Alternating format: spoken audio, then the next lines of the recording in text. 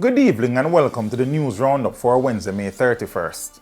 Before we get into the news, please remember to like this video, share your views in the comments, and share the video with your family and friends. Teach them! Always make sure the message reach them! Now for the news in detail. Incarcerated entertainer Vybz Kartel, given name Adidja Palmer, has reportedly been suffering from Graves' disease, an autoimmune disorder that affects the thyroid gland, for the past 7 years. According to a sworn medical affidavit from his private doctor, Kartel's condition have not gone into remission despite treatment. In addition to Graves' disease, he has 2 worsening heart conditions that require surgery to prevent a life-threatening situation. Kartel's lawyer expressed concerns about his client's health and the 23-hour lockdown he was recently under, which allegedly exacerbated his condition due to poor ventilation. Graves' disease, if left untreated, can be fatal. Kartel has had several medical issues over the years, resulting in visits to hospitals in Kingston. Chairman of the Jamaica Police Federation, Corporal Rohan James, has called for improved firearm training and the provision of health insurance for police officers. He expressed concern that the current training is insufficient, given the prevalence of criminals carrying large amounts of ammunition. James suggested involving the Jamaica Rifle Association for additional training and meeting the requirements of the Firearm Licensing Authority. He also urged the government to build remand centers and obtain accreditation from the National Police College. In addition, James highlighted the need for health insurance coverage promised by the government to be provided to police officers. He emphasized the high number of police deaths and the importance of ensuring officers have access to health care. James advocated for the closure of rundown police lockups and the construction of remand centers to properly house detainees. The Federation successfully advocated for police vehicles to access toll roads without payment. James mentioned that progress has been made in resolving issues related to firearm licensing for officers. Minister of Education and Youth Favour Williams has announced plans to integrate technical and vocational education and training (TVET) into primary schools. Currently, TVET is only offered in secondary schools, but the ministry aims to introduce it at the primary level to ensure students are equipped with the necessary knowledge and skills for the job market. Legislative changes will be made to allow the University Council of Jamaica (UCJ) to accredit TVET programs with the same standards as academic programs. The ministry has allocated a budget of $400 million to upgrade TVET labs in high schools. The Jamaica Teachers Association (JTA) expects to receive feedback from Finance Minister Dr. Nigel Clarke next week regarding salary anomalies faced by its members during a compensation restructuring exercise.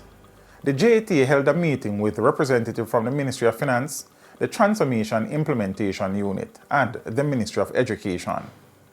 The JTA presented the discrepancies in teachers' salaries to Dr. Clarke, supported by examples from payslips. The minister requested time to review and further research the issues before providing a response.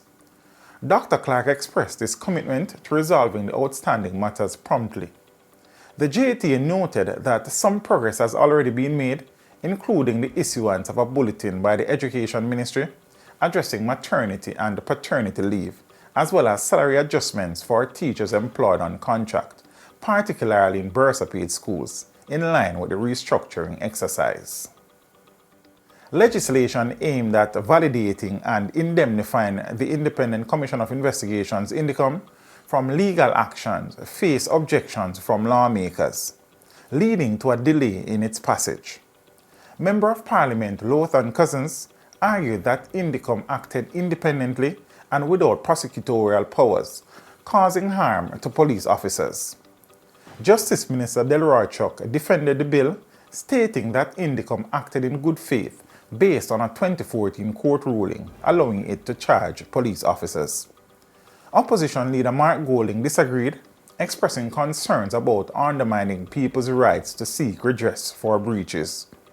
The debate was suspended to gather information on the number of cases prosecuted by Indicom between 2010 and 2014.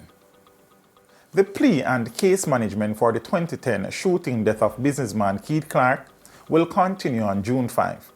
The case, involving Corporal Odell Buckley, Lance Corporal Greg Tingling, and Private Arnold Henry, was postponed due to the unavailability of the presiding judge. The three soldiers who were charged with Clark's murder had their bail extended. Clark was shot 21 times during a military operation at his home in St. Andrew. The case had been stalled since April of 2018, but was put back on the trial list following a Court of Appeal ruling in January of this year.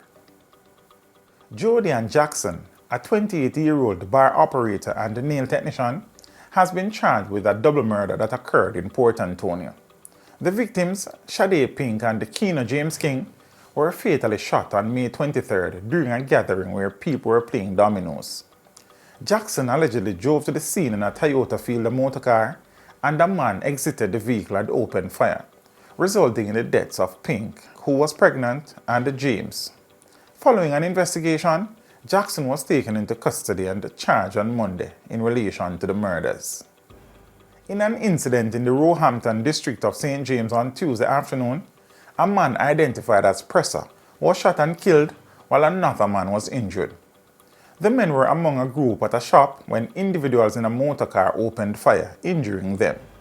The police were alerted and both victims were taken to the hospital where Presser was pronounced dead, while the other man remains in serious condition. The motive for the shooting has not yet been determined.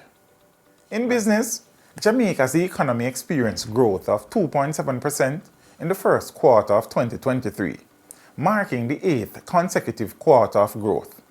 The Director General of the Planning Institute of Jamaica, PIOJ, Dr. Wayne Henry, stated that this growth represents a full recovery in overall output levels from the impact of COVID-19, surpassing the projected recovery date of the fiscal year 2023-2024. The growth was mainly driven by increased external demand, particularly in the tourism sector, and the economies of Jamaica's main trading partners continued to recover. The services industry The services industry grew by 3.8%, with subsectors associated with travel and tourism showing significant growth. The goods producing industry, however, contracted by 0.7%, except for the mining and quarrying and manufacturing subsectors. Mining and quarrying saw substantial growth due to higher alumina output, while manufacturing grew modestly. Construction and the agriculture, forestry and the fishing industry experienced declines. In the region, a pilot and a businessman in Guyana will be charged with human trafficking for allegedly smuggling Venezuelan nationals into the country over a 6-month period. Orlando Charles, aged 45, will face 16 counts of trafficking in persons. The police claim that Charles trafficked individuals between the Mazaruni River in Region 7 and Georgetown from November 1, 2022 to May 18 of 2023. The victims reported the incidents to law enforcement, prompting an immediate investigation by the Trafficking in Person Unit. Guyana, along with the Bahamas, was recognized by the United States as the only 2 CARICOM countries meeting the minimum standards for combating human trafficking, maintaining a Tier 1 ranking in the 2022 Trafficking in Persons report. On the international scene, 13 members of a family in Namibia have died after consuming porridge that was contaminated with a toxic substance. The incident occurred in the Kavango East region, located in the northeastern part of the country. According to reports from the Namibian Broadcasting Corporation, the porridge became toxic when it was mixed with sediments from a homemade alcoholic beverage. The state broadcaster also mentioned that an additional 4 individuals are currently in critical condition in the hospital. The victims' ages ranged from 2 to 33 years old. The authorities believe that the fermented substance left over from the homemade beer was responsible for the contamination. And in sports, Jamaican sprint hurdler Rochelle Burton has received a 4-month ban from the Athletics Integrity Unit for violating anti-doping rules. The 25-year-old athlete was charged with a violation of the Water Code Rule 2.2, which involves the possession of a prohibited substance or method. The prohibited method in question was an intravenous infusion that exceeded the allowable limit in an unauthorized setting. Burton admitted to the offense voluntarily, leading to a reduced sanction of 4 months. The ban, which runs from February 1 to May 31st, will make Burton eligible for a competition starting June 1.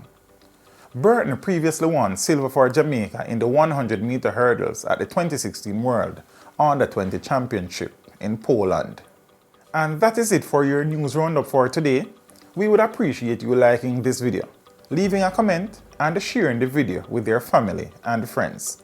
Have a good evening and see you next time. Teach them! Hey, yo, hello! Send the message and make it reach them. It's teach them. Right here, Warlord representing. Thank you for watching. Like the video before you go. Please subscribe if you haven't done so. And remember to share the video with your friends and family. And browse the channel for more quality content. Until next time, walk good, my friends. Teach them!